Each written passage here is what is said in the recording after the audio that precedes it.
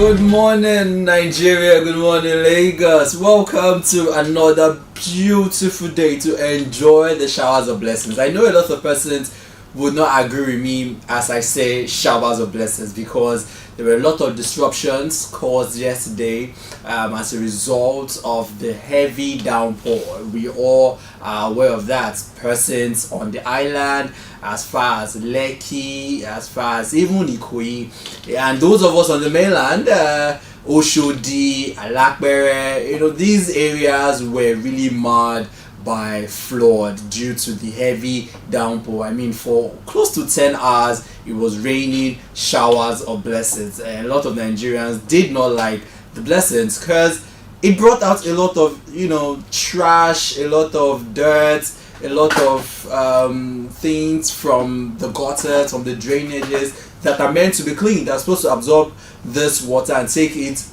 back to the sea, but because we have a whole lot of Nigerians that are very okay with throwing trash into the drainage system that's supposed to be in trash cans.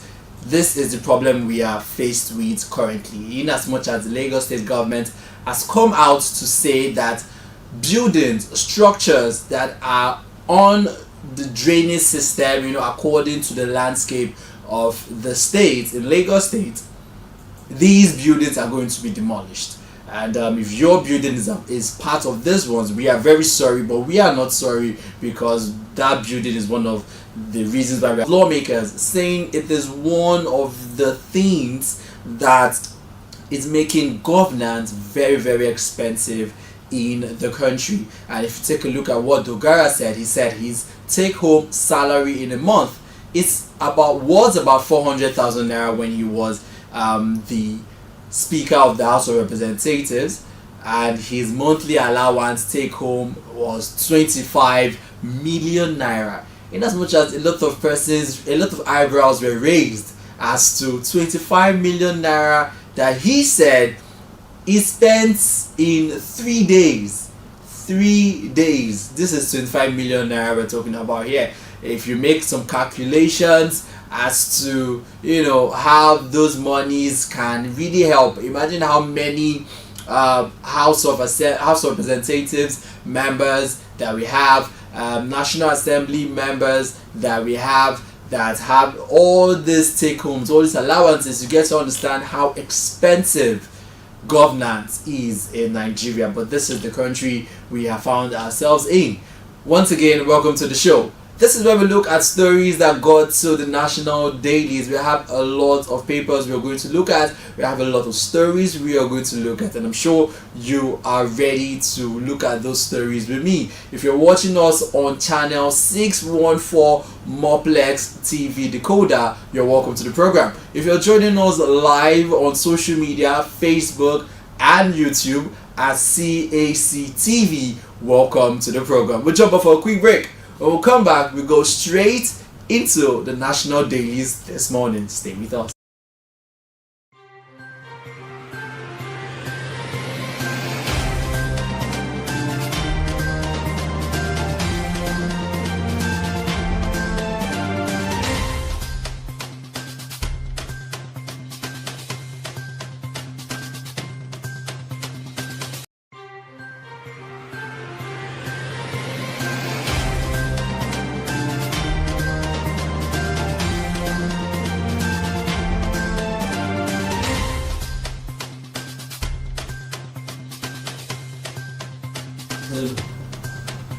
Welcome back to CA Channel's Breakfast Show. Once again, my name is Peace Ufuma Magige, welcoming you to the program. Lagos residents, you already know how it is in the state when there is heavy downpour. This is something that we have been experiencing for a while, and you all do understand that Lagos state is a state that is surrounded by water. You understand, and also the elevation of the state from the sea level is not so high, so Lagos is just a city sitting on a flooded environment, a floodable environment. Let's have a look at the Nigerian News Direct. Lagos floods, residents Workers, commuters lament economic paralysis. Right, as it says, Lagos state government calls for calm, promises swift response. Trash in flawed water. Lagos government identifies, takes action against corporates. Area boys arrested for extorting 100 naira pedestrians at makeshift bridge. We understand how not just Lagosians but Nigerians at large love to take advantage of situation. And one thing I love about Nigerians is where some people see problems, some other persons see opportunities. In as much as those opportunities we took them to take advantage of people, which is not a good thing, but we thank God that these cases have been apprehended and the Lagos state government is doing justice to structures that are being built on where drainage systems are meant to be. These drainage systems are meant to be open and clear of debris, clear of trash, so that these kind of situations do not occur, or even if it occurs, it will not be to this level that it has gotten to. So look at your environment, look at your area, ensure that they are clear, your drainage systems are clear of debris, so that these waters can flow peacefully through these drainage systems and go back to where they're coming from. Nova Banks kicks off commercial banking operators. Corrupt elements recruiting students to take up arms in planned protest. EFCC alleges recently there have been calls for protest against the EFCC's unwarranted, according to what people have been saying, yes, allegedly unwarranted harassment and break-ins of hotels, raidings of hotels, of compounds, of apartments, picking out people. We saw how 117 persons were arraigned and labeled alleged suspects of internet fraud, despite the fact that there was someone there that wasn't supposed to be there. If you saw that picture, I understand that you know what I'm talking about. But a lot of persons have come out to say, look, the EFCC is going beyond its boundaries. Aside from that, in as much as they are charged with the economic and financial crimes, as the Economic and Financial Crimes Commission, they are charged to ensure that financial crimes are tamed in the nation. We feel who they are, the people they are supposed to go after, the people that they are supposed to, bring the might of the law on, they do not do that. But innocent people on the streets, we've heard of different cases. We saw how the EFCC has come out to discipline 2 officers that brutalized a worker, a female staff of a hotel, in the name of raids. We really hope that this comes out peacefully at the end of the day. The protesters have come out and said that it is going to be a peaceful protest. They just want to protest for human rights, respect of human rights, fundamental human rights as citizens of the nation. The EFCC has come out to say that these protests should not hold at any of their offices across the nation. We'll see how this unfolds in the coming days. The Lagos State Employment Trust Fund creates 2,200. The Lagos State Employment Trust Fund creates 221,172 jobs in 8 years as Sanwo-Olu calls for collaboration to tackle unemployment. Dapo Abiodun, the governor of Ogun State, secures federal government partnership for rehabilitation of 14 roads. Wonderful one coming out from the Ogun State governor there. We take a look now at the Daily Independent newspaper. Senate probes importation of poisonous diesel, says heads will roll. Recall that recently the Dangote groups came out, the Dangote refinery rather came out to complain of sabotage in that sector, the oil and gas sector. And aside from that, they also raised an alarm of bad fuel that are being imported into the nation, bad diesel that are being imported into the nation. The NNPCL came out to debunk that, but here we are having the Senate saying that they are going to probe importation of poisonous diesel. We would see how all of that will go on, and we'll give you the update. Southeast senators meet Attorney General of the Federation, asked Tinubu to free Nnamdi Kanu. This Nnamdi Kanu's case has been ongoing for years now.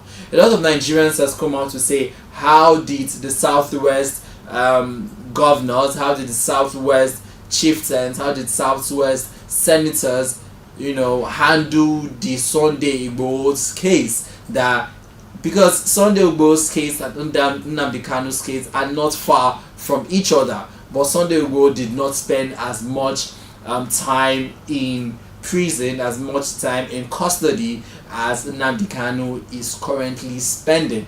A lot of agitations have been coming out for his release. A lot of judgments has come out from different courts of the Federation, and we do hope that this case comes to a conclusion as soon as possible, because the Southeast is not at rest, and there are a lot of people saying that the Nnamdi Kanu's apprehension is one of the reasons why the Southeast is not at peace.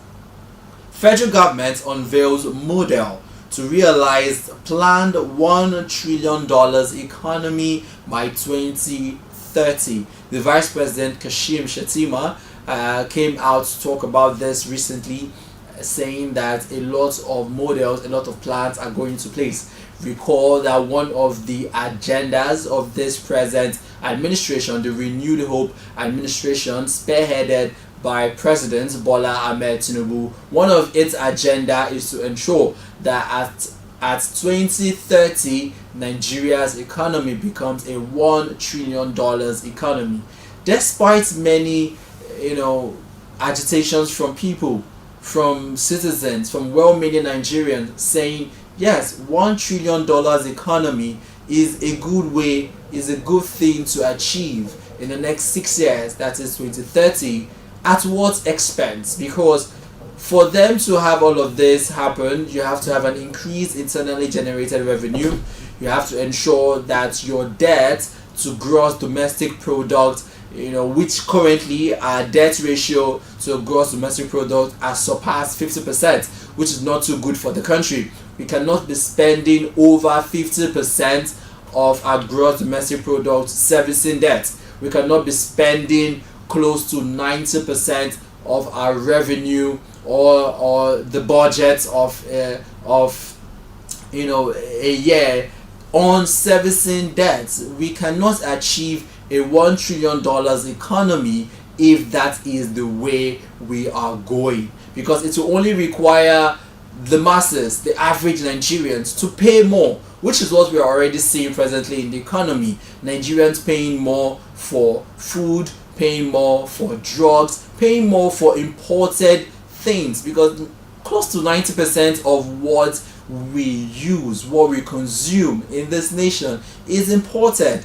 So how are we going to ensure a stable economy and then still be able to achieve a $1 trillion economy as at 2030? We do hope the federal government duly has a good plan that will favor both government coffers and the pockets of the average Nigerian. We move on to page 29 of the Daily Independent newspaper. Benue governor imposes 24-hour curfew on Ukum local governments. About 7% recently were killed as a result of bandit attacks in Benue. Benue is the food basket of the nation. Most of our food items that we consume, most of our agricultural products that we consume in this nation comes from Benue.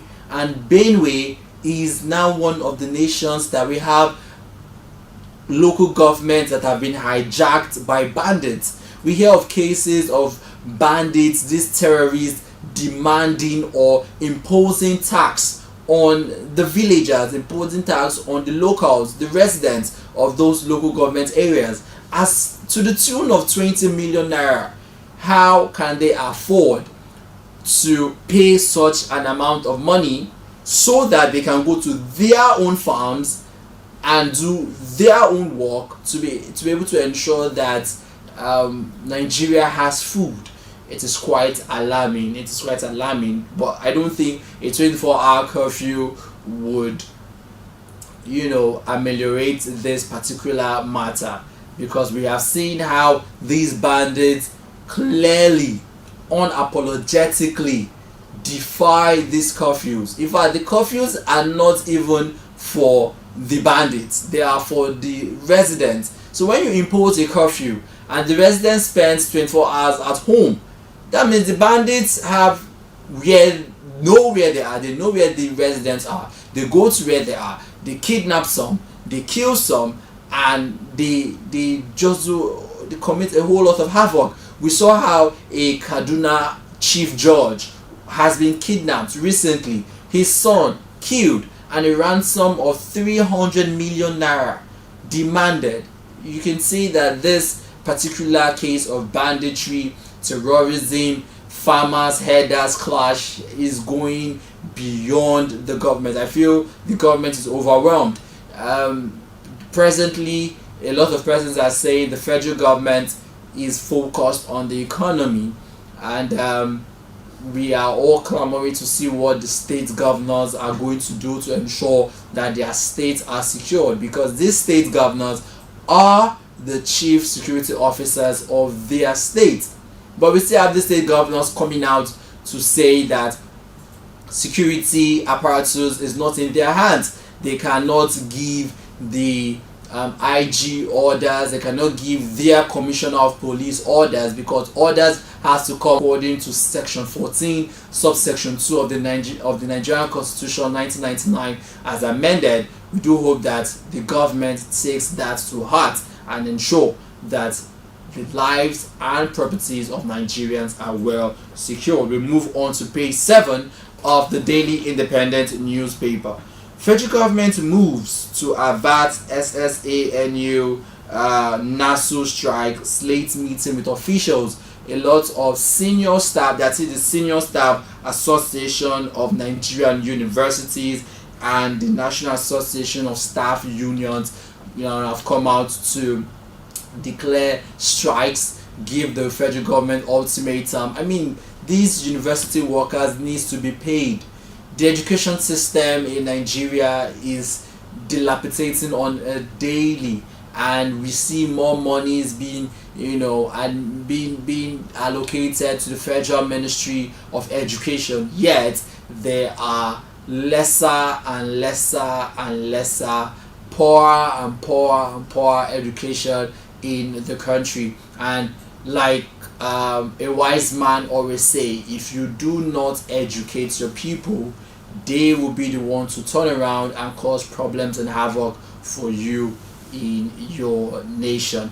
We have federal government officials, these public officials, you travel out to other saner climes, you travel out to other countries that are educated, you see how education has done good in those nations, and I do not know why you cannot replicate that in Nigeria. Yes, President Bola Ahmed Tinubu has come out to help the education system in Nigeria, to give out the student loan, rolling out the student loan scheme. But rolling out the student loan scheme is for the students to be able to take loans, to go to school, to pay their school fees, to pay other school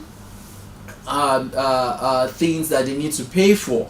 But what about the workers? What about the lecturers? What about the non-academic staffs? What about the unions? How do they cope? Because they are families as well. How do they cope? They need to survive as well. Page 7, still on page 7 of the Daily Independent newspaper, Tinubu advocates collaborative governance at Reps Legislative Open Week. On page 6, Obasanjo denies discussing Nnamdi Kanu's release with Southeast governors. I have spoken on the Nnamdi Kanu's case. Page 6, still on page 6 of the Daily Independent, 2023 general elections. Anger trails APC's non-payment of legal fees to lawyers. So after all that debacle that happened at the Presidential Election Tribunal, the APC lawyers that defended them have not been paid. Legal fees to lawyers have not been paid, and legal representatives have come out to decry this particular matter. Well, it is what it is. Lagos State urges calm after 9 hours of torrential rainfall. Despite protests, discos again hike tariff for Band A customers.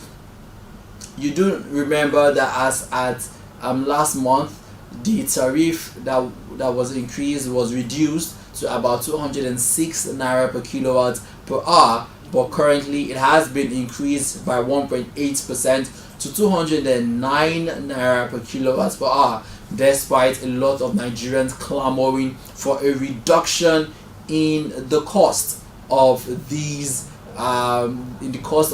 tariff. I mean, the cost of electricity in Nigeria is a lot. The discos are raking in more money now from Band A customers. Well, the discos have also come out to say that those of Nigerians on Band B, Band C, Band D, and Band E would not receive an increase in tariff. That has been stated since this particular matter, and we do hope that the federal government comes out to do something on this. EFCC warns youths, students against planned protest, and that is all we can take from the front pages of the Daily Independent newspaper. We take a look now at this Nigeria newspaper. Hike Band A electricity to 209.5 naira kilowatt per hour. 9 trillion naira capital project. Senate carpets federal government over poor implementation. Constitute panel to probe NNPC over hazardous products importation.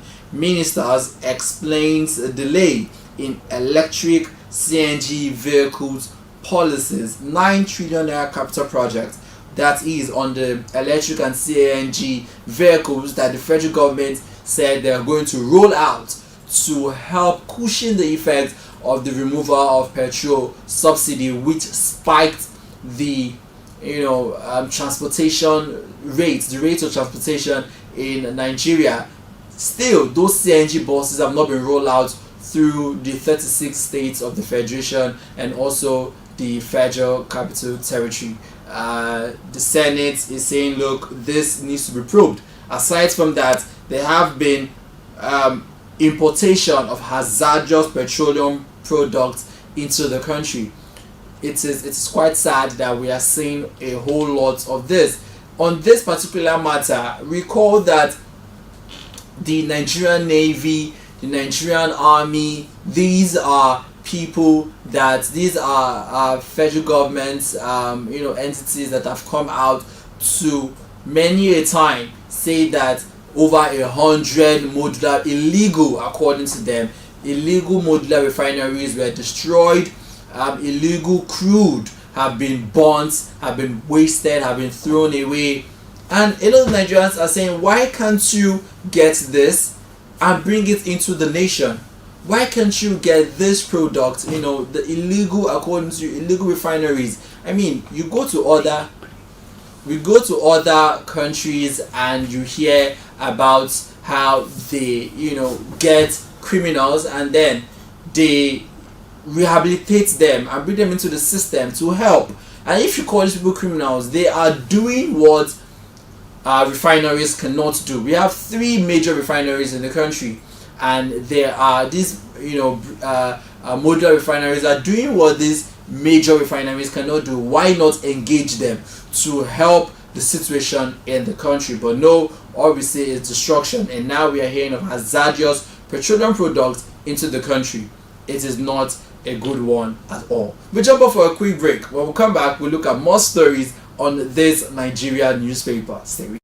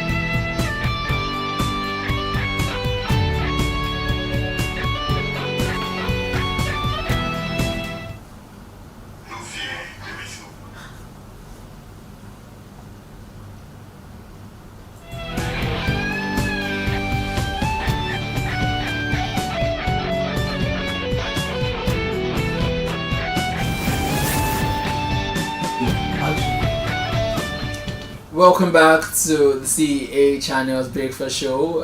It has been a lovely time discussing all things Nigeria for the development of the nation. We were looking at this Nigeria newspaper that says Know the Truth. We look at page 7 now, story on page 7. Judiciary needs to function unhindered. CJN says CJN. A writer here says injustice anywhere threatens global justice, says Appeal Court president. Still on the front page of this Nigerian newspaper on page 12, group petitions AFCC, ICPC against Air Rufai. Cholera. Cross River rejects inclusion among affected states.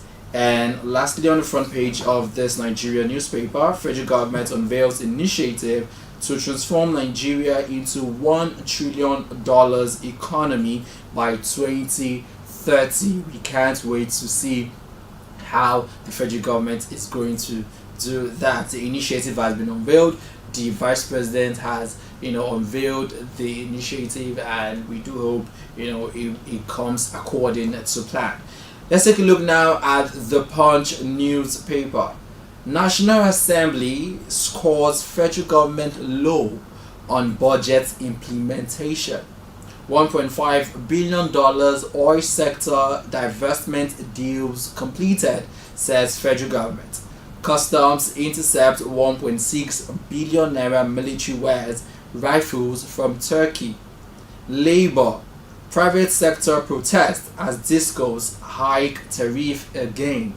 10-hour rainfall. Businesses grounded. House collapses as flood overtakes Lagos. 7 rescued from collapsed building. Flood-induced traffic disrupts movement in Lagos and Ogun State. I'm still on this matter. This just reminded me the 7% that were rescued yesterday by the Lagos State Emergency Management, stealing 75 million naira from Lagos firm. Senate probes $4 billion refineries repairs. Hazardous diesel imports. $4 billion refineries repairs. This is not the first time we are hearing that our refineries need to be repaired. There are some maintenances, monies are being pumped. I mean, we have 3 major refineries in the country. We have the Port Harcourt refinery, we have the Warri refinery, and we have the Kaduna refinery. These refineries, year in, year out, receives allocations, budgetary allocations for repairs, for maintenance, and yet Nigeria is a country that cannot produce or refine crude oil. All we do is export our crude and import refined crude products at a costlier rate. Thank God we have the Dangote refinery here with us. However, Dangote refinery has been facing severe challenges. A lot of experts, a lot of analysts have come out to say that Dangote refinery, despite it being here with us in Nigeria, cannot bring down the cost of diesel, the cost of fuel, the cost of crude oil products, refined crude oil products. It can't bring them down. In as much as Dangote refinery itself, even Dangote, Aliko Dangote himself, has come out to say that there are a lot of price manipulations, a lot of sabotage. He made mention of the oil mafia, disrupting his particular